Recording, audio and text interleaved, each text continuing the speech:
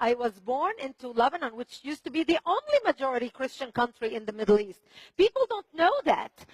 We were open-minded, we were fair, we were tolerant, we were multicultural. We prided ourselves in our multiculturalism. We had a great economy. Lebanon was Paris of the Middle East, the banking capital of the Middle East. So by the time I was born, my parents, my father was in real estate. He owned a lot of real estate. He had retired. We had a restaurant. And we lived a good life. I had a chauffeur to drive me to school. I went to private school. It was an amazing life. You know, Lebanon was the ideal picture of multiculturalism. It was Paris of the Middle East, you know, because we opened our border to everybody who wanted to come to Lebanon, because we wanted to share with them the westernization which we had created in the heart of the Middle East.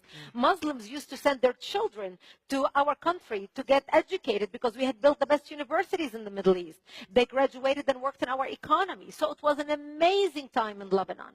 And fortunately, all that began to change as the Muslims became the majority and we became the minority, simply because of the way they multiply.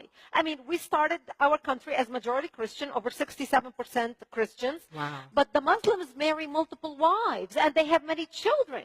While we Christians, you know, got married, you know, one woman for life. We have maybe 3, 4 children by a stretch. From the time our kids are born, we start thinking what school we're going to send them to, what college we're going to send them to. The Muslims, on the other hand, have many children from multiple wives. And you know, they have 10 kids.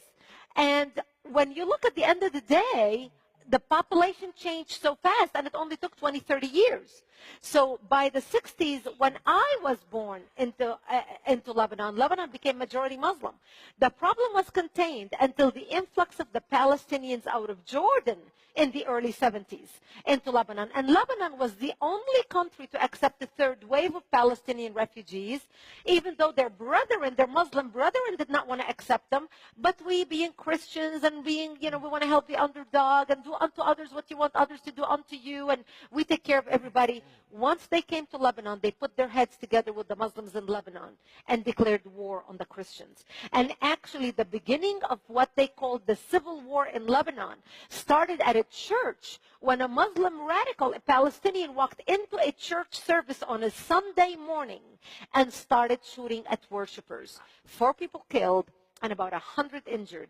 And that was the beginning of the all-out Lebanese war. And while people would call it, oh, it's the civil war in Lebanon, the war in Lebanon was not just between, you know, Lebanese Christians and Lebanese Muslims fighting each other. The war in Lebanon was the start of Islamists rising worldwide, coming to help the Palestinians in Lebanon, help Yasser Arafat create a base from which to fight Israel, kill the Jews, and throw them into the sea.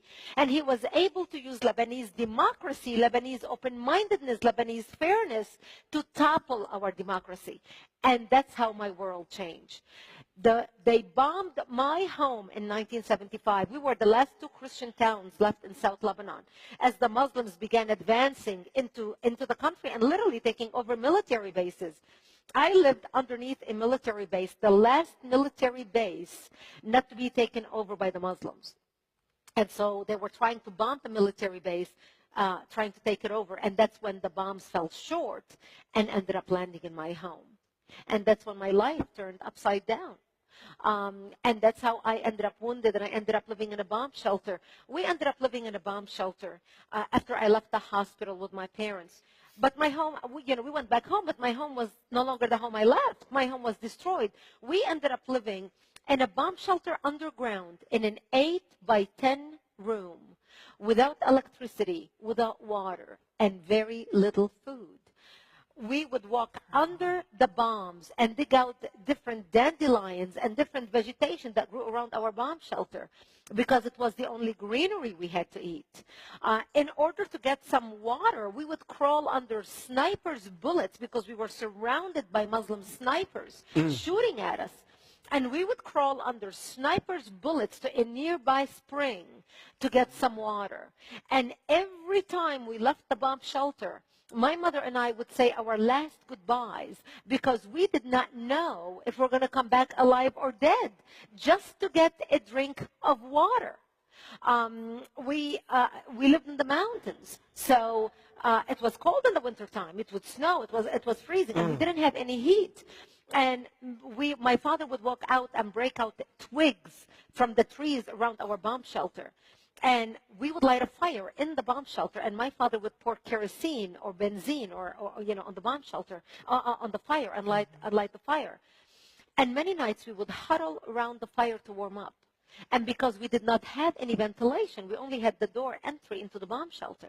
Many nights we would pass out because of carbon monoxide poisoning. And we had an agreement, because there were three of us, my mother, my father, and I, that whoever woke up first would drag the other two outside and slap them on the face to wake up, because many nights we would pass out because of carbon monoxide poisoning. This became my existence. And I remember at the age of 13 years old, sitting in the bomb shelter, and we got a tip from our Christian militias who were protecting us at the time. And this is after 3 years. And after 3 years, we would listen to the news. My father would listen to the news on the radio, on a little, little transit radio on batteries, just to hear what's happening around us. And my father would say, America's going to come help the Christians. All the big Christian countries are going to wake up and see what's happening to the Christians in Lebanon, and they're going to come help the Christians. Britain is going to come help the Christians. France is going to come. Australia is going to come. And we waited, and nobody came. And when we went into our bomb shelter in the beginning, it was actually a storage room for my father's restaurant.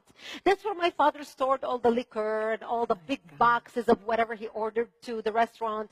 And I remember for the first week, we slept in a cardboard box that my mother put a blanket over, because we thought, it's only going to be a few days.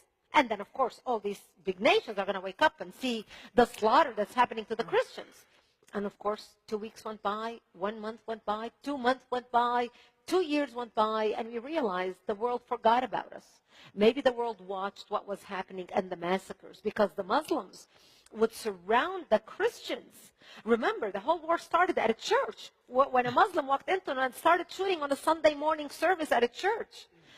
And so the Muslims started surrounding Christian towns and slaughtering them.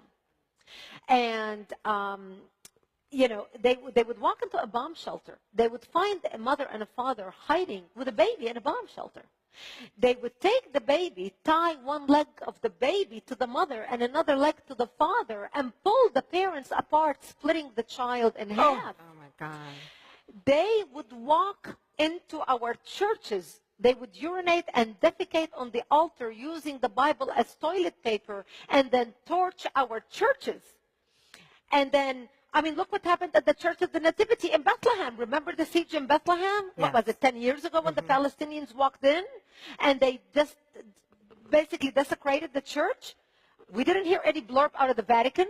We didn't hear anybody complain. Here was the birth of Christ. And this is how they treated it. They had no respect for anything holy, especially if it had to do with us. It was amazing. I remember at the age of 13, sitting in the bomb shelter, because one of our Christian militia stopped by, and he said, Brigitte, I just want you to know that tonight they're going to launch an attack against us. We heard a lot of chatter on the radio.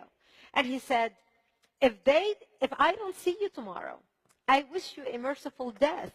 And he left. And I remember sitting in my bomb shelter, sobbing, begging my mother, I don't want to die. I'm only 13 years old. And I ended up dressing in my Sunday best, my Easter dress, because I wanted to look pretty when I am dead, knowing that when they come to slaughter me, there would be no one to bury me. And I remember sobbing, begging my mother, please, I don't want to die, do something. And there was nothing she could say to me. And I remember her combing my long black hair, and she tied a white ribbon in my hair that matched the white daisies in my dress. And we sat in the corner of the shelter, and my father opened up the Bible and started reading from Psalm. I shall walk into the valley of death and fear no evil, for thou art with me. And, they say there are no atheists in foxholes. We ended up, my parents said to me that night, they said, when they come to slaughter us, we will create a distraction. We just want you to run towards Israel and never look back. Because you see, we lived on the border with Israel. And thank God I did not have to make that decision that night, because that's the night when Israel came in physically into Lebanon and set up artillery bases around our town to protect us. And that's how we survived.